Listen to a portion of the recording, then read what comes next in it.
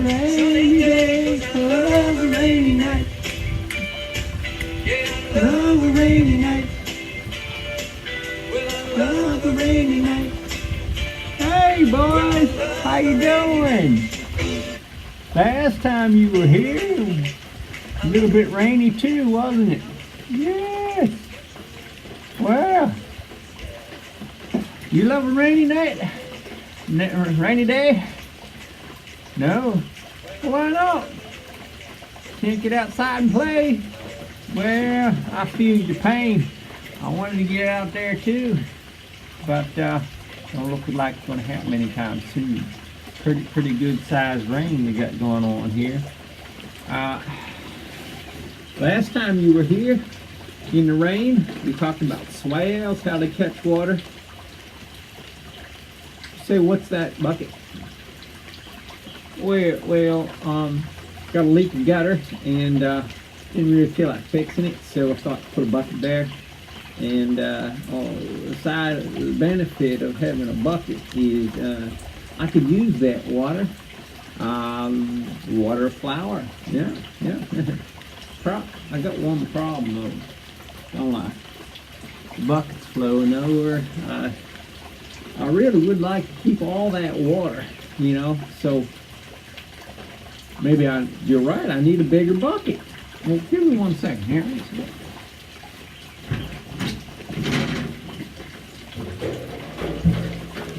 Hey boys, looky here, garbage can. It's going to take a long time for me to fill this out. Yeah, that's right, boy. Let's get this to see what I already got. And this right here.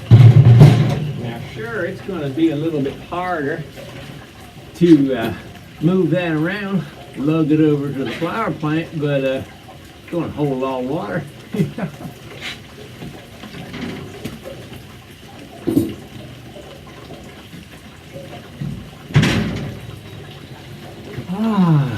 Now you sit back and watch it collect the water. I have water for a long time to come. Say, I have a cistern too. Collects water off the roof. People don't use them so much anymore, but it's been full for a while now. I haven't really needed to use it. It's been a really rainy season, but I want to keep all my water. It's my water. I don't want it running away down to Bob's house. You want to see my cistern? Good. Okay, let's go. So for a cistern, you got to collect the water coming off your roof. Here by my roof. And we have the old pipe coming down this way. Here's a splitter. If I send the water on that gray handle to the other direction, that water will come out this here pipe. So I can move this way. Water goes this way, which goes out to my garden. This pipe, you follow that down and you can see where that goes. Right down into this here hole. And you know what that little hole is? And this whole concrete pad, this be an old cistern. And that leads into, all this water. You got two sort of cells. And the water drips down into there. It's about 5-6 feet deep. And in the old days, a pump would have sat right on top of here. And you could pump it up by hand. I kind of siphon it out down to my raspberry patch from here. But so that'd be a lot of water. But it's full. Did you like my cistern? Yeah, it's pretty cool. But it is full. But it's a great cistern. I mean, got a whole setup there. You say I got a problem. My trash can. Well, my trash can's flowing over already. I just put this big rainstorm. I'll tell ya. Gee. Well, I know what we should do. We should build ourselves a gigantic cistern out back, 100 times bigger than the other one. You think that'll fill up pretty quick? Couple rains? Well, yeah, it's kind of expensive too. How about a pond down here in the lower field? where the water runs off, just dig us a nice big pond. Now I don't have the, I can't really afford that, and to dig it by hand, that'd be quite the spell of work. I might need to ponder this a little bit. But in the meantime, this here, that looks like an in-ground deluxe pool to me. If it gets a little warm out, forget that pond idea. I got a much better idea. You know, it's masterful. I tell you, I got it. I got it this time. Okay, so what we're going to do to demonstrate this idea is we got here, you got two towels. And I bet you can't tell the difference between the two towels. Oh, what? One's wet. Oh, yeah. Well, I did the same thing to both towels. Now, I'm going to bring this towel out. No water. And on this one, oh boy. Look at the capacity that they both have. The same capacity to hold water. But only one is doing it. Now imagine that this is land. It's dirt. It's the farm field. One is holding so much more water than the other one. And that same thing happened to both. Let me show you. I'm going to put saran wrappy here over this one. See that? Saran wrappy. And on this one, nothing. I'm going to let all the pores open. And I'm going to spray them both down with hose. Watch this. I'm going to give her a real good soaking. Oh yeah. Now if that doesn't make them both wet, we're going to try it again. Saran wrapped one. Just take the saran wrap off and give it a big old... Pretty dry. Pretty much dry. This one again. Yeah, doggy. Now that'd be a lot of water. So, you understand my plan now, don't you? Nope. Well, how to describe my plan? When the rain falls, the soil is either soft and receptive, like the wet one that is not blocked, or it is hard and non-porous like this one. So, do you know what makes soil hard and unreceptive? That's right, concrete, driveways, this here sort of thing. But something we don't think about a whole lot is that whenever you plow the soil up, you're ripping the air pockets out of it, you're ripping the roots out of it, you're killing the worms that like to make the holes. And then when it rains, it packs it that much closer together, makes it muddy, makes it problematic. Or simply just having cows or sheep or other animals on the same surface for years and years. Whenever it rains, the soil's softer, so it smashes the molecules closer together and it makes it harder. So when the soil's harder, do you think the plants like to grow in that? Not so good. So it gets compacted. And you also let the animals eat the grass off year after year. And then there's less grass there, less roots breaking it up, making the holes, making it porous. And there's less rotten plant matter. There's less earthworm poopy. All that kind of stuff makes the ground softer, more receptive to rain. So my idea here is that we're going to make our soil super soft. It's going to take a long time. It's going to take years. But every year it's going to get a little bit more softer, because we're going to not let it get grazed down to nubbins. We're not going to let animals on the ground too long. They can be on there a little while, but not day after day, week after week. Let's go look at some soil. This here is obviously compacted soil. Why? I drive my truck over here, and that's why I get the water just sitting. It can't soak in.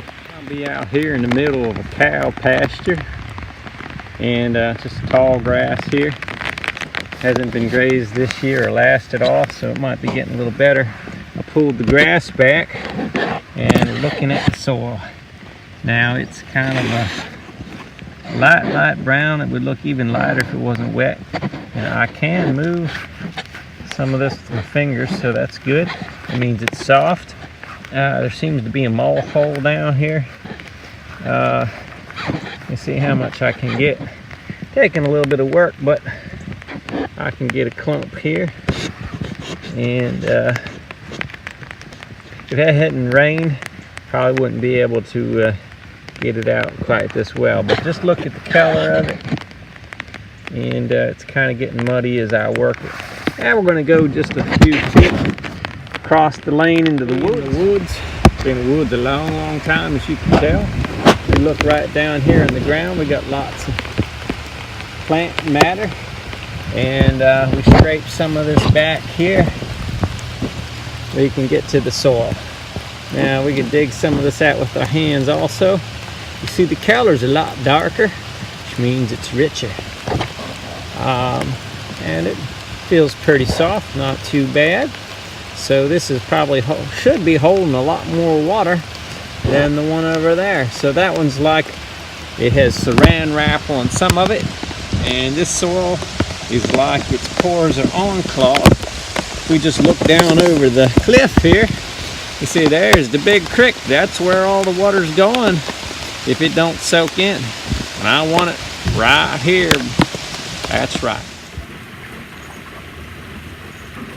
Let's say that you went to a bank in your world and you said, I want to get $100 out of this here bank.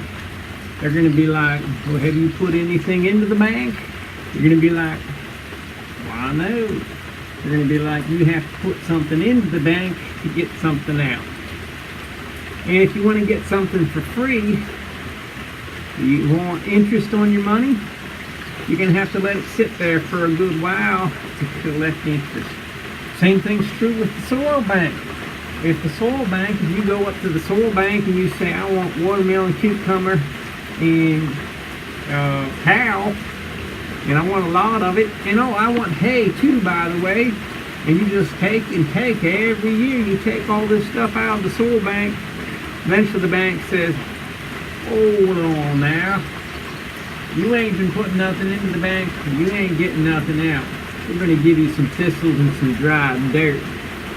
So you better be letting the plants, let the grass, let the rain, let a lot of that behind for the critters who make your soil, who give you a good return. So you're right, my trash can's really full. Oh wow, you know, that wasn't going to work anyhow. I just really do love arrangement. Woohoo!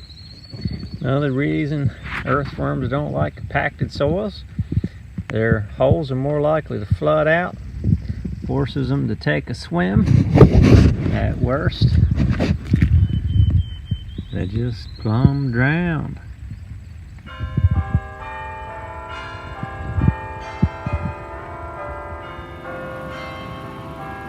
Do you ever get that feeling that life is passing you by?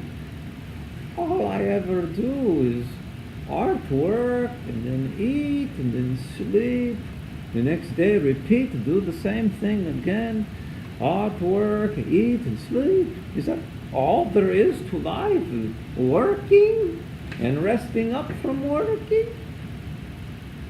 You know, some might say that I'm one of the top artists in the kingdom, but on your birthday, does it really matter?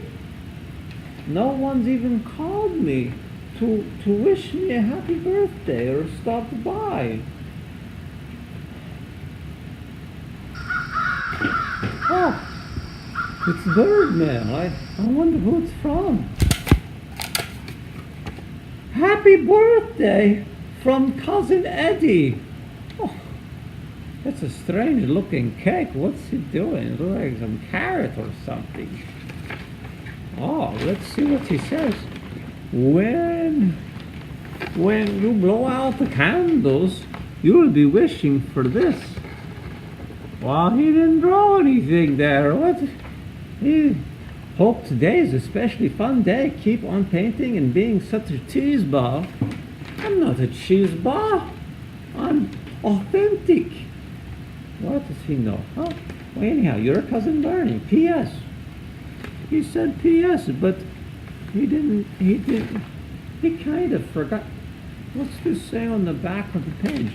With dark, intense watercolor, paint over the card to read the rest of the message. It's like a secret. Like I got plenty of watercolor here. Let's paint over it and see what anyway, there's something here that I can't see. I don't see anything. I mean, oh, down here. Here we go. Oh, he said this is carrot cake. Get it? And he calls me cheesy. I think he's the corny one, maybe the carroty one. Now over here on this one, you can see he says, when you blow out the candles, you'll be wishing for this. Let's see what he's saying. I'll be wishing for. Paint over this. Mrs. Eduardo. What? I'm not married. Oh, look at that. There's a picture. Oh, doesn't look like she's missed any meals in her life. Oh, that Bernie, always the jokester. I think I'm going to get married. And here, P.S. See what? You know, this crown resist.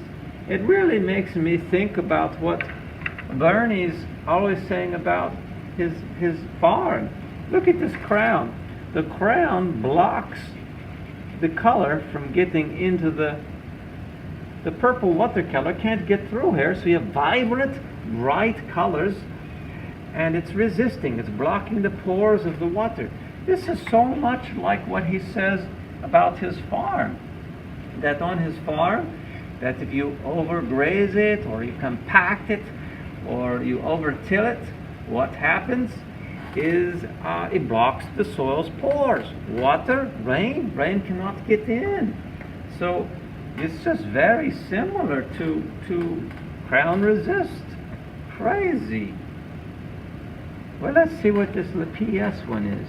When you gonna paint me a picture of the farm? Oh, he's been asking for a long time for that. Well, I've been meaning to do that for a year or more. Paint the farm for Bernie. A canvasser waits. An artist. I've got to get down to it.